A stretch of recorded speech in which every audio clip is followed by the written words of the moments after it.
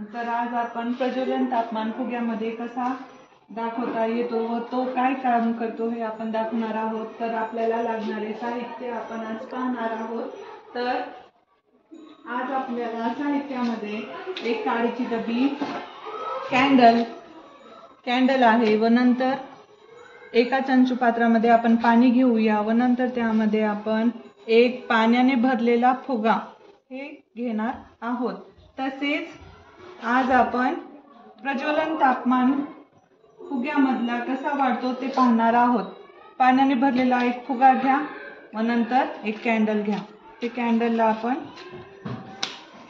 लावून घेऊया व त्यावरती फुगा ठेवूया, पाण्याने भरलेला फुगा। तर तुम्ही पाहत आहात की हा फुग्याला आपण खालून आग लावलेली आहे। तर आपण पाहतो हा फुगा फुटत नाही। का फुटत नाही विद्यार्थ्यांनो?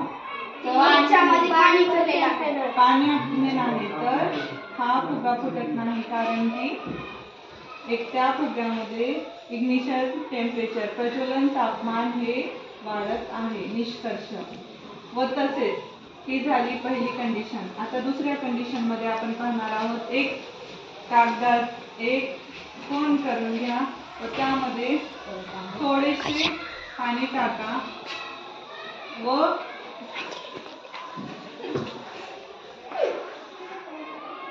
तो जाण्याचा प्रयत्न करा। हे कागद जाळत नाही कारण ह्यामध्ये सुद्धा इग्निशन टेम्परेचर प्रज्वलन तापमान महत्वाची भूमिका बजावते।